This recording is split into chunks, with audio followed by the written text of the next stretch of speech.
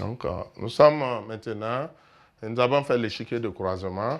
Maintenant, nous allons faire le bilan phénotypique. Voilà, donc le bilan phénotypique.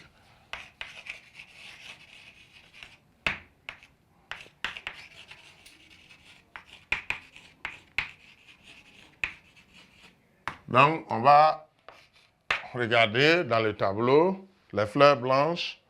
Fleurs blanches, on a un quart. Donc, fleurs blanches, ça fait un quart, ça correspond bien sûr à 25%. Ensuite, fleurs roses, on va regarder, on a un quart plus un quart. Donc, ça va nous donner un quart plus un quart, ce qui nous donne un demi, ce qui correspond à 50%. Ensuite, fleurs rouges, on va observer un quart également, ça fait donc un quart égal à 25%. Donc, on va en tout cas regarder ces proportions par rapport aux proportions qu'on a eu à calculer. On va retrouver les mêmes proportions. Donc, on va noter que ces résultats qui sont théoriques, ces résultats théoriques sont conformes aux résultats expérimentaux. Sont conformes aux résultats expérimentaux. Les résultats théoriques sont conformes aux résultats expérimentaux. Donc, en ce moment, on pourrait dire que l'hypothèse est vérifiée. Donc, on va faire une conclusion pour dire que dans les deux croisements,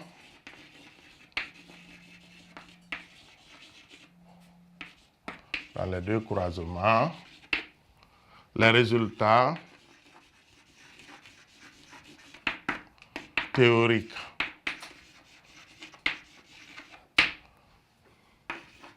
et expérimentaux sont conformes.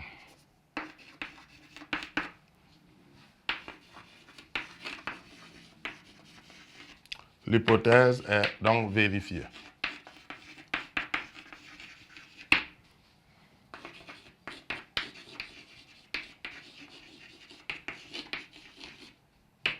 Voilà.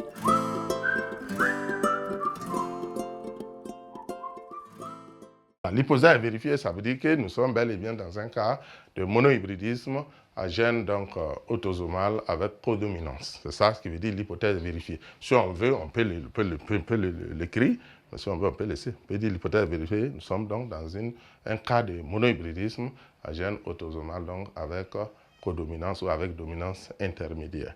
Donc voilà donc pour ce qui est du monohybridisme, ce que nous pouvons dire, comme je l'ai dit. Et Mendel a énoncé ces deux premières lois à partir de ça. Donc, il y a le monohybridisme qui permet de comprendre la première loi, de mettre la première loi, la loi donc de l'uniformité de la F1. Quand on croise deux parents de souche pure, de lignée pure, deux parents monozygotes, on obtient toujours une F1 homogène. C'est la première loi de Mendel. Et la deuxième loi de Mendel, c'est la loi de la pureté des gamètes, donc qui dit que un gamète comporte toujours un et un seul représentant du gène, c'est-à-dire un seul type d'allèle. Voilà, donc ça c'est la deuxième loi. Maintenant, la troisième loi, on va l'observer avec le dihybridisme que nous allons aborder incessamment.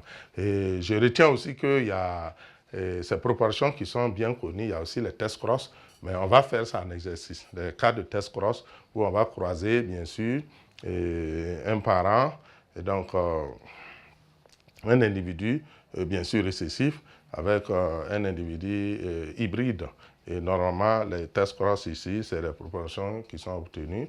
Donc, dans le cas de monohybridisme, on va obtenir un demi, un demi. Voilà. Et dans le cas de dihybridisme, on va revenir sur le test cross et bien sûr pour pouvoir bien expliquer. Voilà. Donc, pour le moment, on va se tenir de ça et qui va bien sûr avec le programme aussi édicté. Voilà. Donc, je vous remercie.